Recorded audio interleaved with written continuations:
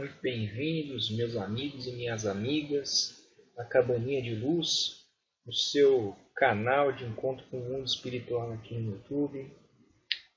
Esse é o nosso primeiro vídeo de conteúdo.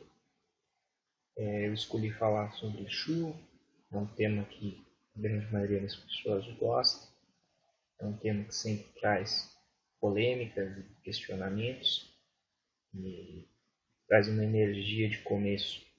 Então, eu denominei o nome do curso aqui Exu, o Guardião da Luz na Escuridão. Espero que gostem. Os objetivos do curso é falar da melhor maneira possível, do modo mais completo, sobre a linha da esquerda na Umbanda, tentar desmistificar um pouco algumas coisas, alguns pontos que as pessoas colocam. As pessoas tentam criar algumas coisas, complicar algumas coisas que na maioria das vezes é mais simples do que parece.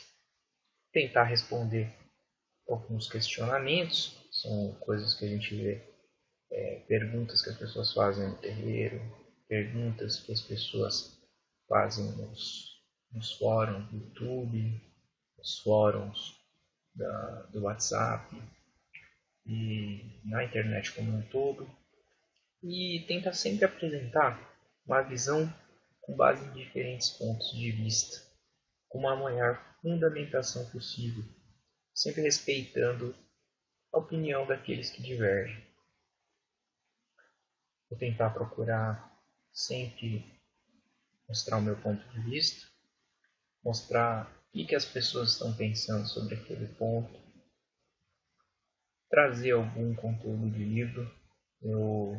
Eu discordo das pessoas que acham que livro não presta para nada. Eu acho que tem muita coisa boa, basta a gente filtrar.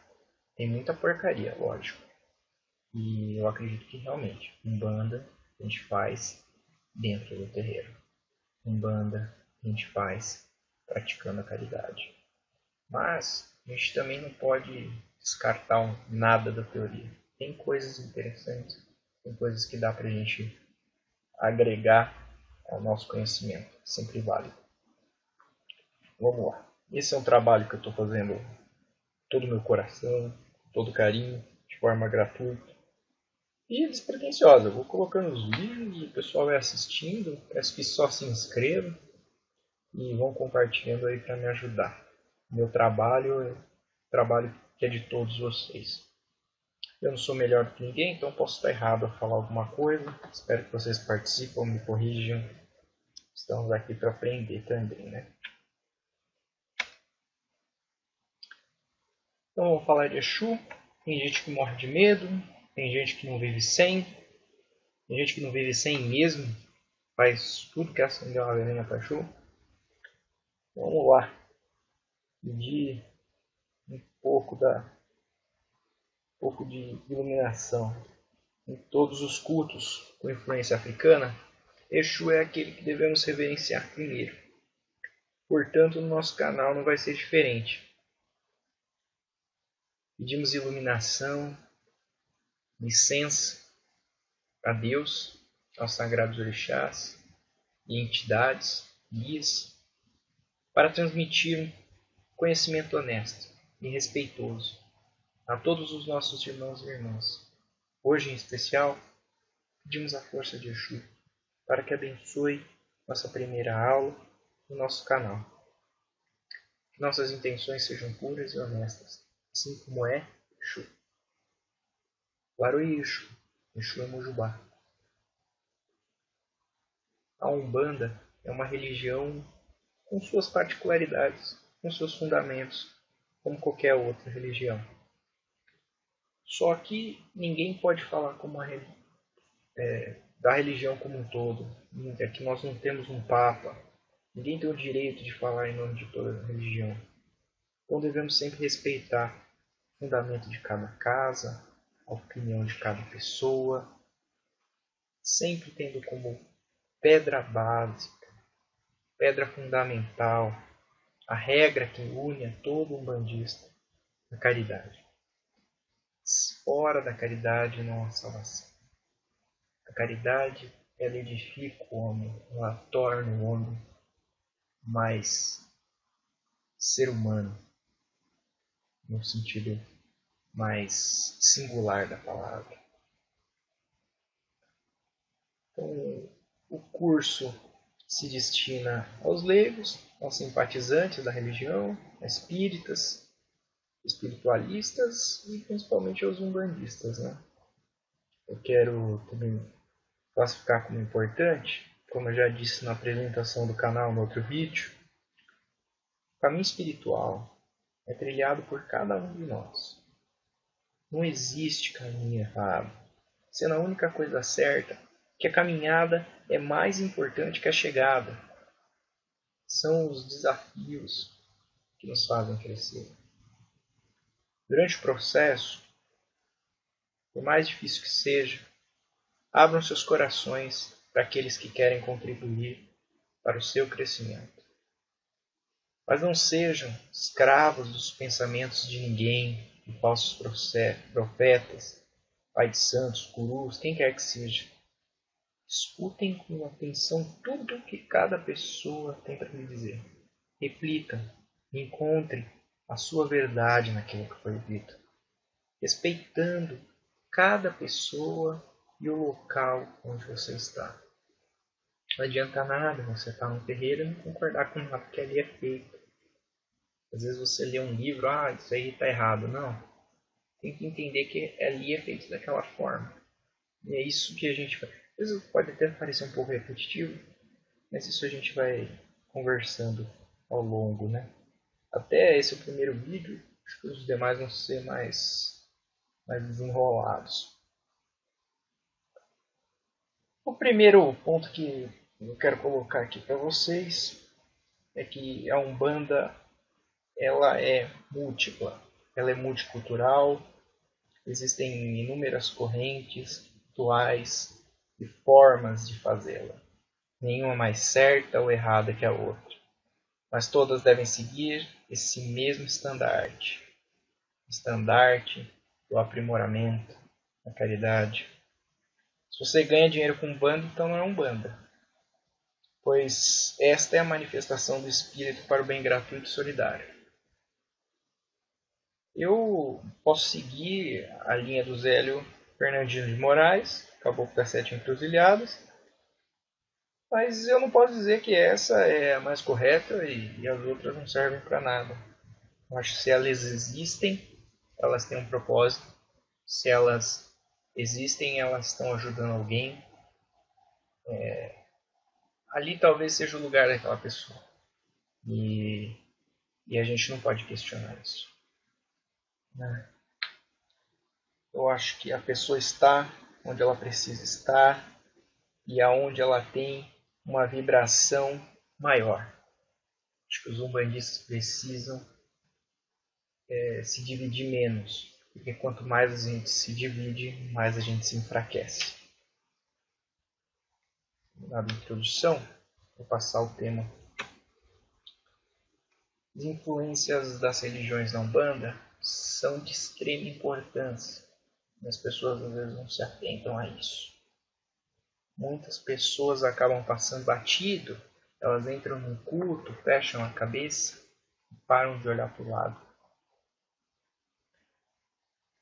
Então, esse primeiro slide é para realmente abrir a mente das pessoas, para tentar entender a Umbanda de uma maneira plurima.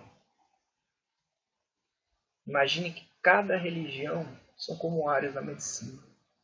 Cada uma serve para curar um pedacinho da nossa alma, sendo certo que uma não vai excluir a outra. A Umbanda recebeu influência de diversos cultos e religiões. E o nível de influência vai determinar muito dos detalhes e das estruturas de cada terreiro. É inegável que a corrente africana é a base da maioria dos cultos umbandistas. Afinal, a noção de orixás vem da África. Algumas casas usam muitos elementos do culto africano ou do candomblé. Exemplo, o jogo do búzio. Existem terreiros em que o espiritismo tem um local já muito mais especial, tem uma base muito mais sólida. Cabe salientar que a Umbanda é uma religião que trabalha com espíritos, né, e elementos da natureza. Isso que diferencia ela até do kardecismo, essa questão do trabalho com elementos naturais. Né?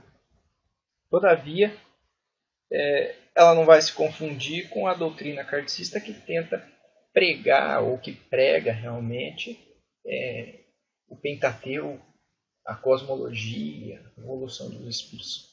A doutrina espírita ela tenta explicar por quê, dar um alento às pessoas quanto a essa questão. A Umbanda já fica na parte da caridade e do trabalho prático, a desobsessão, das magias negras. Não é isso. É possível encontrar em alguns terreiros de Umbanda, tipos de Umbanda, mesas de desobsessão, não é que é uma prática muito ligada ao kardecismo. A utilização de evangelhos, de próprios conceitos kardecistas, eu acho que um não exclui o outro. Acho que todo umbandista aprende com kardecismo, mas nem todo kardecista aprende com umbandista. Né? Às vezes, inclusive, algumas casas não têm imagens de santo. Não tem, as entidades elas vão usar o mínimo para trabalhar. Então, você vai até uma casa, tem uma mesa, um copo de água, não tem nada que ligue. É uma linha bem kardecista mesmo. Não existe charuto, não existe nada nesse sentido. Por sua vez, existem terreiros que têm maior influência católica, com foco em orações como a Ave Maria, o Pai Nosso. Vão possuir um sincretismo religioso muito grande, sempre trazendo imagens de santos, ou nos próprios pontos louvores a santos, que se mesclam com orixás. Jesus vai ter uma figura primordial nesse tipo de culto. O terço é rezado sempre que possível. E Exu normalmente tem um pouquinho menos de relevância. Os Exus podem até ser chamados de tarefeiros. Tem um terreiro muito famoso aqui na região do ABC que utiliza esse termo, tarefeiros. Né? A Umbanda mais ligada ao cristianismo. Por sua vez, existem também terreiros com cultos indígenas, que ganham um contorno especial, sendo visível as práticas da pagelança, os rituais xamânicos de cura, o local que usa mesmo chocalho, maracas, os próprios tambores, a teoria da cura pelo tambor, utilizam as fumaças ritualísticas, os índios, o rapé, tem a participação efetiva de ervas e folhas da floresta nos trabalhos. Então existe essa influência. Por sua vez, também existem cultos que são mais ligados ao esoterismo, às correntes orientais, à conexão com um mundo sagrado, com astrologia, tentando ligar a Umbanda à astrologia, tentando ligar a Umbanda à numerologia. E aí nós temos, por exemplo, uma grande fonte que é a da Umbanda esotérica, né? Tem o Rivas Neto, tem o Mato e Silva. Também eles utilizam um pouco de cabala. E, novamente, não existe certo e errado. Como nós vimos, existem influências que acabam por dar esses contornos todos especiais, esses contornos especiais às práticas e rituais. O fundamento de cada casa é único. Sempre vai ter que ser respeitado por aquele médico que integra aquele grupo. Não é a casa que tem que se adaptar, é o médico que tem que se adaptar à casa. Os médiums devem parar de querer correlacionar esse monte de sistemas, buscar aquilo que é certo. Ah, mas o certo é esse. Sair. Então tem uma prática, inclusive, né, de muitos pais de santo que não deixam o médium da casa visitar outras casas. Não é porque ele tem inveja, muitas vezes, tem ciúmes. é que realmente começa a ter muita picuinha. Umbanda o terreiro é um instrumento sociológico. Você vê de tudo lá. Por isso que você tem que estar lá dentro para entender. Então, muitas vezes o pai de santo pede que você não vá a outra casa, porque aí você vai ver numa casa cristianismo, aí você vai na outra africana, um culto mais africano, aí depois você vai em outra casa o esoterismo. Então, cria uma rixa, cria um problema. As pessoas às vezes não têm essa noção. Só depois que olham esse gráfico, que olham, vai falar assim, putz, mas é verdade, tem muito culto diferente, tem muita diferença. E Umbanda é assim, gente. Porque Umbanda ela serve para trabalhar. Caridade, sentar a bunda na cadeira e fazer. Né? Acaba que, às vezes, quando as pessoas começam a correlacionar esses sistemas, vai virando uma coxa de retalho e ninguém consegue depois definir o que é. Sabe? Aí as pessoas desistem, vão parar em outras religiões e não é bem isso. A grama do outro é sempre mais verde, né?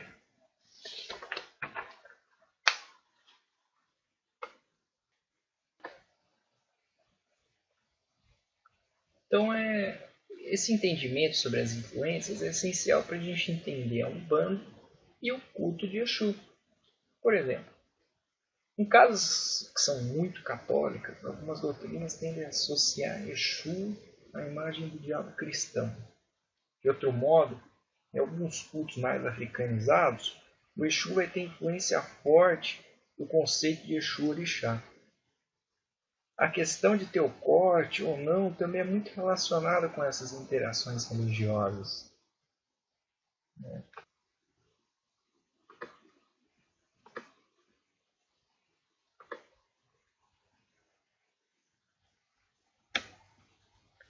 Pensemos aqui no sincretismo, né? O sincretismo, muita gente acaba associando o Exu ao demônio. Né? Mas de onde veio esse preconceito? De onde veio essa ideia? Primeiro, ainda lá na África, os jesuítas descobriram o orixá ligado à fertilidade, alegria, espertalhão, portador de certa ambiguidade, nem bom, nem mal, e que ainda era portador de um símbolo fálico, parecia um pênis. Ora, na visão deles é o próprio diabo. E depois, esses povos escravizados vieram para o Brasil, de várias nações. E já no Brasil tentaram manter os cultos deles. Os negros se organizaram e criaram esses sincretismos, visando manter o seu culto oculto e cultuando as divindades, sem serem importunados pelos seus chefes, capatazes, seus donos. E aí, vale ressaltar que o sincretismo auxilia os espíritas também e os católicos a terem uma simpatia maior pela nossa religião. Ah, é o santinho. Ah, não é um orixá, um negócio da África, bruto. É um santo ali dele. Então isso ajuda bastante. A gente é bom. A gente faz uma coisa boa. Essa ideia do sincretismo. Pode não ser. Eu acho que foi necessário para aquela época. E hoje também é possível explicar as ligações que são feitas assim, até de maneira, não penso que eles tenham associado de uma maneira racional, mas até intuitiva, até os próprios espíritos antigos podem ter intuído. Por exemplo, São Sebastião, Conchós, tem uma questão vibracional. Exu com Santo Antônio, depois a gente vai explicar. Mas vamos lá. Vale ressaltar que um detalhe é que o sincretismo também é regional. Por exemplo, o Exu é sincretizado na Bahia com Santo Antônio. Mas em alguns lugares tem gente que relaciona até com São Pedro, tem gente que relaciona com Lúcio. Né? O sincretismo com Santo Antônio tem relação com Exu trabalhar em casos de problemas afetivos, aconselhamentos amorosos, Então, é essa a ligação. Lembrando que na Umbanda não fazemos amarração amorosa de forma alguma. Muitos cultos acabam se aproveitando dessa simpatia das pessoas pelo Umbanda e acabam por roubar algumas denominações. Mas nada tem a ver com a caridade. Esses cultos cobram pelos trabalhos, cobram por tudo. E a gente faz tudo de graça, né? Então eles fazem e a gente que leva. Mas como que o Exu veio para o Brasil? Como que ele se assentou aqui no Brasil, né? A gente já falou ali em cima que foram pelos os negros, mas é interessante ter essa ideia que na África existiam milhares de divindades, milhares, mas somente algumas vieram para o Brasil. Facilmente a gente nota que a qualidade de entidades de orixás brasileiros é diferente. A gente consegue correlacionar os orixás daqui, alguns orixás, com os que tem lá. Mas lá tem muito mais. Cada nação tinha uma espécie de divindade. Genericamente, quando falamos em religiões afros, vem à mente só a palavra orixá. Entretanto, orixás são os deuses de determinada nação. A nação de Angola são cultuados os inquices. No Queto, o Nagô, são cultuados os orixás. Os Jeje cultuam os vudus. Então vieram para o Brasil divindades, orixás, vuduns e inquices. Muitas vezes esses deuses se misturando. O que aconteceu aqui no Brasil é que filtrou. Dos 200, 300 que tinham, viraram 7. Muitas vezes, alguns colocam um pouco mais desse número muda. Aí eu coloco aqui algumas entidades africanas que se relacionariam com Exu. Aluvaiá, inquice mensageiro, guardador das casas, templos encruzilhadas, é quem fecha os acordos, os favorecimentos na magia. Pambunila, ou Pambunila, que é um inquice mensageiro e guardião das casas e dos templos. Pambu, tanto em Kibundo quanto Kikongo significa cruzamento, encruzilhada. Né? E Nila significa rua ou caminho. Mas podemos ressaltar que essa entidade é uma entidade masculina, não uma entidade feminina. A única entidade feminina que nós veremos, que eu encontrei, foi a Vangira, que é uma inquice feminina, mensageira, guardião das encruzilhadas, casas e templos. Então não é a Pambudila que a maioria coloca, seria a Vangira a mais adequada. Na nação Jeje, nós temos o Legbá, que é o Vodum das estradas, das saídas e da sexualidade. E no Queto, que tem mais influência no Brasil, nós temos o Exu Orixá, né? Mensageiro, ligado à fertilidade, protetor das encruzilhadas, templos, casas. Aqui também não existe entidade feminina. Exu seria só uma energia masculina.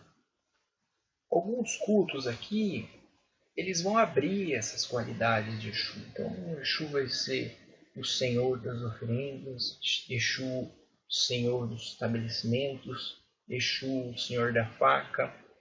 E tudo bem, são as qualidades que eles colocam para Exu. Para mais informações, é interessante a gente ler o livro Sincretismos Religiosos Brasileiros, de Renato Henrique Guimarães Dias. Bem legal, vai te abrir um pouco a cabeça. Como funcionou essa evolução da figura de diabo, de Exu diabo? Funcionou isso, né? É interessante. Nos primeiros séculos do cristianismo, os cristãos acreditavam que os deuses pagãos, como Bes, que é um deus egípcio, né, Pan, que é um deus grego, eram demônios. Todo mundo que não era católico, né, era demônio. Todo mundo que não era cristão era um demônio. E eles eram responsáveis por todas as pragas, doenças e os desastres que ocorriam no mundo. Alguns anos depois, essas representações acabaram por incorporar atributos físicos desses deuses. Então, alguns tinham pelo facial, outros tinham pernas de cabra, no caso do Pan, outros tinham chifres. Na África, já em muitos locais, os demônios ou diabos seriam os espíritos dos próprios mortos, os legumes, que vinham atormentar as aldeias, causando todo tipo de problema, né? Atraindo má sorte, atraindo a morte, etc. Nesses casos, alguns grupos chegavam ao extremo e não permitiam nem a manifestação dos espíritos lá na África. Então, peraí, vamos afastar esses legumes aqui. Então, lá na África tem um culto específico para afastar essas... tem cerimônias e tudo para afastar esses ancestrais que vinham puxar a perna deles. Já por sua vez, os indígenas acreditavam que existiam os espíritos da natureza. Existiam espíritos da natureza bons e existiam espíritos da natureza maus. No Brasil, infelizmente, e agora a gente começa a entender mais como a figura de Exu aqui, o grande marco para demonizar o Exu como o diabo cristão foram as obras do Aloysio Fontinelli, em 1952. O livro erroneamente criou uma fantasia na mente cristã associando o Exu ao diabo. Na época do seu lançamento, o livro fez um sucesso danado. Um monte de gente comprou. De Umbanda, cristão, curioso, né? Os quais, todas essas pessoas que acabaram comprando livro, acabaram por distorcer mais ainda a imagem sagrada do Orixá Exu, das entidades, e isso se arrastou daí em diante. O autor ligou nomes cabalísticos de demônios cristãos com os Exus. Segundo alguns estudiosos, o livro era uma cópia de um livro de demonologia de 1517 chamado Grimório Verde. E nesse livro antigo eram descritos todos os demônios e os sinais. Então você procura lá no livro do Fontenelle, é fácil de achar na internet, você vai ver que tem pontos e nomes que hoje você encontra. Até hoje tem gente que segue essa linha, né? Então, desse momento em diante, as imagens dos Exus passaram a receber ainda mais chifres e todo tipo de deturpação na figura, deturpação sexual. Por fim, e não menos importante, muitos terreiros de Umbanda e Quimbanda, com o anseio de fundamentar a sua religião, passaram a adotar o livro e os resquícios dessa maldade até os dias de hoje, permanecendo viva toda essa figura mentirosa na mente popular. Segundo alguns estudiosos, o N.A. Molina, o José Maria Bittencourt e o Antônio de Alva foram influenciados por esses livros antigos aqui e escreveram um monte de abobrinha. O Fontenelle, ele coloca no livro dele um organograma, mas eu também não vou falar desse organograma aqui, porque isso vai atrapalhar, não vai ajudar nada. É uma coisa mentirosa que vai afetar o discernimento das pessoas. Então todo mundo põe, porque a linha de Exu tal é tal, porque não sei o que lá, legal. O que importa? O importante é você trabalhar. É isso que eu sempre tento falar. E aí, com base em toda essa construção que a gente fez, a gente chega em alguns tipos, tá? Esses quadros são bem genéricos, mas alguns tipos de Umbanda. Estou falando assim de uma maneira bem ampliativa, tá? Então, vamos lá. Na Umbanda branca, a Umbanda mais de Zélio Fernandino de Moraes, o médium incorpora, ele tem consciência da incorporação, não vai existir o sacrifício de maneira nenhuma, Exu não é feito no sangue, Exu é feito nas folhas. A energia natural vem do axé verde, do axé do sangue, a energia, o espírito das folhas. Existem muitas imagens, essas imagens são imantadas. Pode também não ter imagem, tá? Dependendo da linha. Existe sincretismo, existe a influência forte de outras religiões. Até a do Zélio a gente vê a influência do espiritismo e do cristianismo. O Exu vai trabalhar numa figura de colaborador dos orixás, não servindo, é colaborando com os orixás. O uso do fumo vai ser aquele uso moderado. Só faz o bem, o Exu só faz o bem com foco em praticar caridade. E não a evolução dele, viu? Eu acho que o Exu, quando chega nesse ponto de trabalhar numa casa dessa, ele já tem a evolução dele. Quando ele já está trabalhando na caridade, ele já tem a evolução dele, não precisa. Não é para ele essa caridade, são para as pessoas mesmo. Ele entende que precisa fazer o bem para os outros, que é bom, que ele quer. E ele faz. Ele podia não fazer, mas ele faz. Então ele já tem a luz. Que é fazer o bem despretensioso. É o que todo mundo deveria fazer. Eu vou aqui, eu vou na Umbanda, eu vou sentar minha bundinha lá, vou incorporar, vou trabalhar e acabou. Eu vou para minha casa. Não vou lá para ganhar poder, tudo mentira. Pai de santo não é hiperpoderoso, nem todo pai de santo tem clarividência, clareaudiência. As pessoas criam imagens erradas. Você vai na Umbanda para você ajudar o próximo. As pessoas ficam, mas eu desenvolver minha mediunidade, não vai ganhar nada, vai ganhar trabalho. Você vai ajudar, você vai ser ajudado, porque sempre que você ajuda os outros você aprende. Muitas vezes você vai chorar, porque vai estar ajudando outras pessoas e na sua casa você vai ter um monte de problema. Mas você está aí para isso. Ali ele vai te dar um suporte, as entidades espirituais vão te dar um suporte, mas é batalha, cara. É batalha, você está ali ajudando e é gratificante também, tá? Então, voltando ao assunto, Exu aqui ele trabalha na caridade, ele não precisa de luz, ele faz porque ele quer.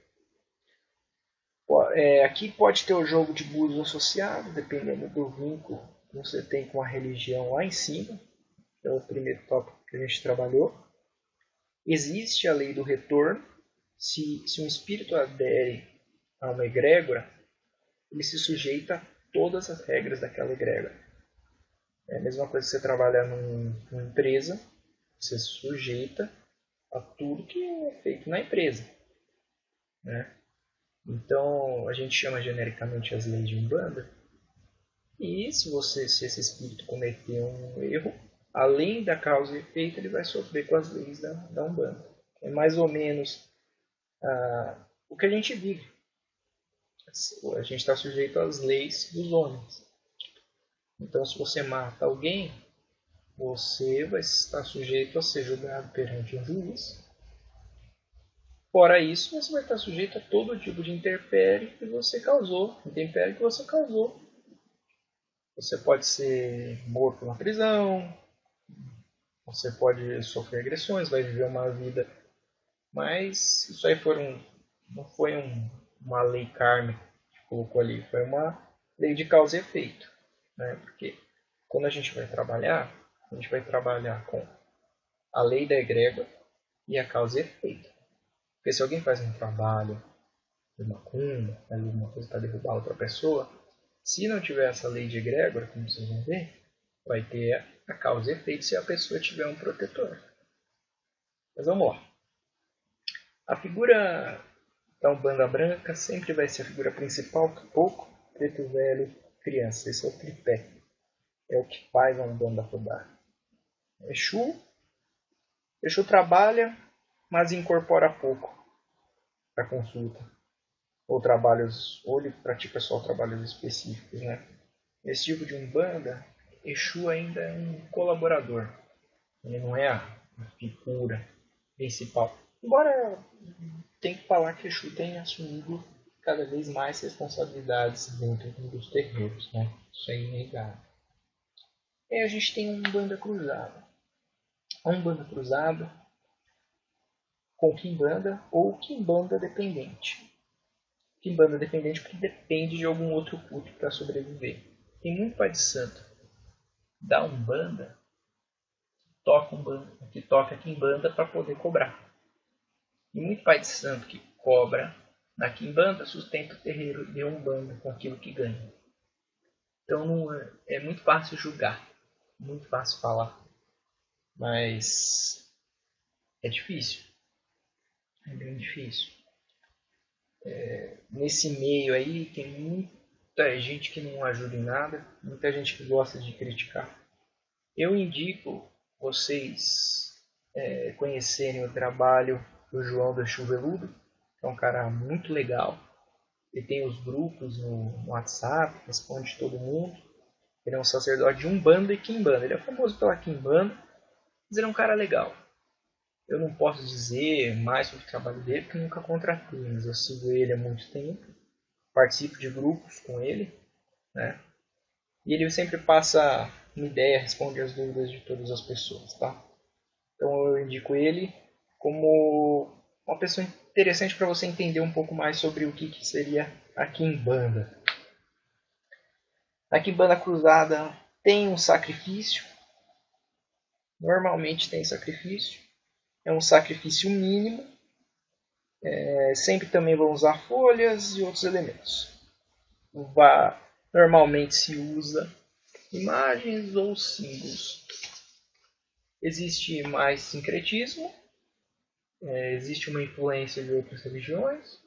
Exu trabalha colaborando também, mas nessas casas com mais relevância. Já existe um uso maior de bebida e tabaco. O foco continua ainda sendo a caridade. Pode ter o jogo de búzios associado, se tiver influência dos cultos lá. Existe sim aqui também a lei do retorno. A Umbanda aqui não pratica o mal de modo algum, somente o bem. E Exu trabalha normalmente. Aqui nessa Umbanda ele já começa a ter gira própria, já começa a fazer um monte de coisa, né? Vamos lá, então aí a gente tenta entender se uma das perguntas que as pessoas fazem, né? Existe Quimbanda independente? Existem duas correntes para isso. Tem gente que diz que sim, que no momento que se for formar a corrente astral de Umbanda, porque assim, os espíritos já estavam por aí. Em determinado momento, ocorreu um agrupamento de espíritos, formando a egrégora da Umbanda, do plano astral, e falaram, olha, quem quiser aderir, adere. O Caboclo das Sete Encruzilhadas era o responsável por isso. Então a Umbanda em si, ela já existia no plano astral. Mas quem formalizou, falou, esta é a Umbanda, chama Umbanda, foi o Zélio. Mas ela já existia no plano astral. Quiçá existiam outros tipos de Umbanda. Mas a Umbanda, como Zélio determinou, que é o que a maioria das pessoas falam Umbanda branca, foi ele que formalizou. A gente vai falar disso tintim por tintim num curso específico quando a gente for falar da doutrina budista. A gente vai falar da história da Umbanda, detalhe por detalhe, sempre trazendo informações de diversos tipos de Umbanda. Aqui a gente não vai falar de um culto específico ou defender um culto específico. Então, esses espíritos que não quiseram participar dessa lei de Umbanda falaram, pô, eu quero ser livre, estou aí para ficar fazendo serviço de caridade. Eles criaram a egrégora deles e vivem na egrégora deles, seguindo as leis deles. E existe também a outra corrente que diz que não existe quimbanda independente. O que se cultua na quimbanda independente são os eguns, são os espíritos dos mortos, ou os exus pagãos. Depois a gente vai entrar nessa classificação, tem muita gente que mete o pau, mas a gente vai colocar ela porque é uma coisa que está aí no dia a dia, tá? Mas, assim, aqueles que falam que não, dão um ponto principal. Tem que ter um equilíbrio. Você não pode ter uma quimbanda só. Vai lá. Você tem que ter uma umbanda. Você tem que ter uma esquerda e uma direita. E aí agora eu elenco aqui para vocês uma série de pontos que vão esclarecer melhor o que seria essa quimbanda independente. Eu fui procurar, eu fui estudar, eu fui conversar com gente que participa dessa quimbanda independente para entender eles. Porque é muito fácil a gente sentar o pau sem saber, né? Às vezes você nunca foi, nunca conversou com ninguém. Então eu vou trazer aqui algumas informações. Não defendendo, mas expondo aquilo que é a realidade deles. Eu não pratico sacrifício, eu não faço as coisas que eles fazem, mas eu não coaduno com aquilo. Aquilo não é a minha prática. Mas eu tenho que respeitar e, em especial, antes de criticar, eu tenho que tentar entender. Tá? Então vamos lá. A casa de quimbanda independente vai ser comandada pelo Exu e pela pombagira. O sacrifício já não é mais pode ser que tenha um sacrifício. O sacrifício é a base. E é a base porque é energia pura. Então vão ter sacrifício, vão ter folhas, vão ter outros elementos. O uso das imagens, de símbolos, é gritante. Tem muita imagem, tem muito símbolo. O médium não precisa incorporar. Muitas vezes ele faz o trabalho sem ter incorporação. Algumas pessoas falam que não precisa, outros já definem que tem que ter incorporação, porque senão não é de verdade. Né? Entidades também aí que entra, né? A entidade da quimbanda independente, ela pode fazer o mal, ou também pode fazer o bem. Elas são livres, elas decidem se elas vão querer, se elas não vão querer também aceitar. Tem entidades, por exemplo, que falam, não, eu faço de tudo, mas não faço amarração amorosa. Eu posso tentar matar, posso tentar prejudicar, mas a amarração eu não faço. Talvez por algum trauma que tenha vivido no passado, se talvez tenha sido uma mulher que abortou muitas vezes, né? Aí às vezes a mulher não faz um trabalho para uma mulher abortar, às vezes a mulher não faz amarração porque foi traída, depende. Cada espírito tem a sua regra própria para trabalhar. Então muita gente fala que esses espíritos, por essa qualidade serem muito menos evoluídos, serem alguns Eguns ou Exus sem uma classificação. Depois a gente vai chegar lá. As energias, né, vão ser sempre pesadas, sempre muito pesadas e com um baixo padrão vibratório. Muitas vertentes ainda têm mesclado, isso que também é mais complicado. Porque não basta trabalhar com Exu, não basta fazer trabalho com os espíritos. Aí começam-se a querer invocar demônio, anjo, seres de cultos da magia. Para começar, que também muita coisa de magia. A magia é um tema que eu vou falar para você. Toma muito cuidado, porque a gente já mexe com magia todo o tempo. E toda vez que se faz magia, se mexe com elementais. É muito difícil. No terreiro de Umbanda sempre tem elemental. E tem ocorrido diversos problemas com elementais. a corrupção desses espíritos elementais no plano astral, né, que se tornam seres obscuros e muitas vezes correlacionados com o mau uso da magia. Isso aí parece coisa de filme, mas isso é verdade mesmo. Tem vários livros, vários videntes viram, testemunharam coisas astrais, né, viagens astrais. As pessoas relatam sempre esses fatos de verem. E a gente às vezes pega vi um filme. Mas o filme muitas vezes é uma cópia que as pessoas veem do outro lado. Né? André Luiz falava que aqui é uma cópia do que existe lá. Isso é interessante. Então, só para desfazer um mal entendido também, tem dois pontos. Não vai existir a lei do retorno lá da Umbanda, que é uma banda que diz que não pode fazer um mal para os outros, senão a pessoa já é punida automaticamente, a pessoa que fez o espírito. Aqui só vai existir a ação e a reação. Então, se eu faço um trabalho espiritual para uma determinada pessoa e essa pessoa tem um guia protegendo ela, essa pessoa tem laços espirituais com uma vertente que a protege, essa pessoa pratica algum tipo de proteção espiritual, essa pessoa que recebeu a, a energia negativa pode acionar um contra-ataque. E aí a entidade e a pessoa que enviou podem sofrer as consequências disso. O segundo ponto é que existem casas de Umbanda e de Quimbanda que não fazem o mal, mesmo havendo sacrifício. Pode existir uma casa de Quimbanda que trabalha só para fazer o bem.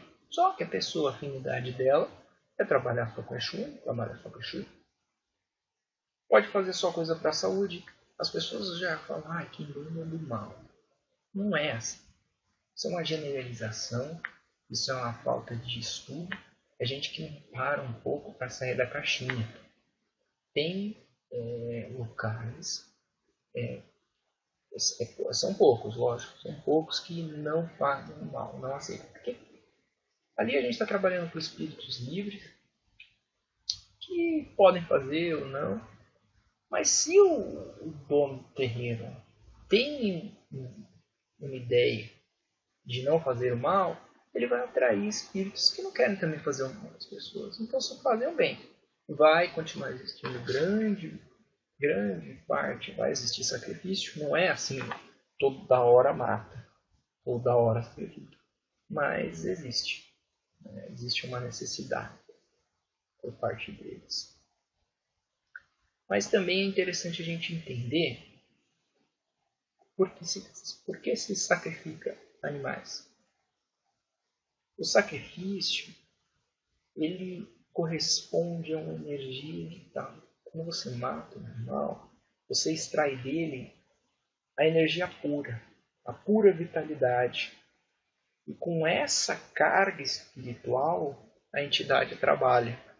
Muitas vezes, ela pega esse poder desse sangue e transfere para outra pessoa. Talvez uma pessoa que esteja doente, né? Talvez uma pessoa que precise de uma animação. Né? Então ela vai, imagina, uma pessoa que está muito mal, está morrendo. Né? Então não é algo que vá. No conceito deles não é algo que vai destruir o culto, não é algo que vai fazer mal para ninguém, matar um bicho. Então, existe poder no sangue, né? Existe poder real, nessa palavra, né? Sangue azul, existe um poder no sangue. Existe aquela... Então, você olha, você vê que você tem características, sua mão, você tem características, existe um poder nesse sangue, uma coisa que passa, uma ancestralidade até. E o animal tem essa força para doar, muitas vezes, no conceito deles, tá? E aqui eu trago uma origem histórica e cultural muito antiga. Vai ajudar a gente a tentar entender por que é feito isso. Os antigos, eles acreditavam num conceito muito simples de permuta, de troca equivalente de energia. Se eu matar esse animal aqui, eu vou substituir pela vida de outro animal, que seria o ser humano. Então a pessoa está doente, vai, mata uma galinha e fica boa. Né? O sacrifício tinha uma questão que era muito sociológica e cultural. Que eu faço um sacrifício às partes que o orixá usa vão para o orixá, ou as entidades, e o restante que sobra, muito, é distribuído para a comunidade. Então aquele bicho era festejado e, além disso, ajudava na alimentação da tribo. Uma questão tribal, uma questão muito simples, uma questão primordial, primal, primitivo. É isso, são os primeiros homens que a gente está falando aqui. E não faz tantos anos que se fazia isso, vamos dizer assim. Né? Aí a gente fala aqui do... Se a gente tem um outro conceito, se a gente proíbe que uma pessoa sacrifique um animal para salvar a outra, eu sei que tem toda uma questão de apego emocional com os bichos, com os animais, mas ele não está matando para fazer mal para os outros. Os casos, não, eu estou falando em todos os casos, tá? Ele está utilizando aquilo nessa aldeia, por exemplo, uma aldeia, para fazer uma cura, para fazer um negócio.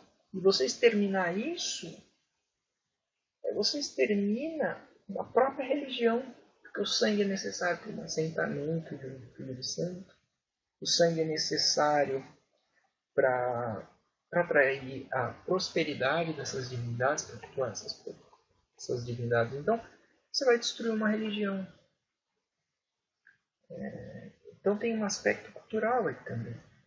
Tem um aspecto sociológico da tribo, cultural, e tem esse aspecto de você destruir uma cultura de um povo. Isso não pode acontecer. Quem é a gente para destruir a cultura de um povo? Então é isso, gente. Obrigado. Eu sei que a gente talvez tenha não sido o melhor possível, mas eu tentei trazer um conteúdo para vocês.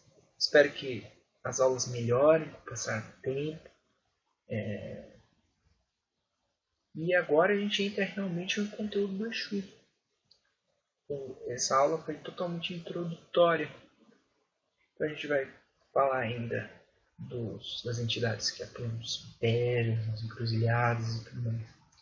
Então, deixo meu abraço, sabe? Um carinho aí para todos que ouviram. Se inscrevam, deixe seu like. Valeu, galera. Obrigado.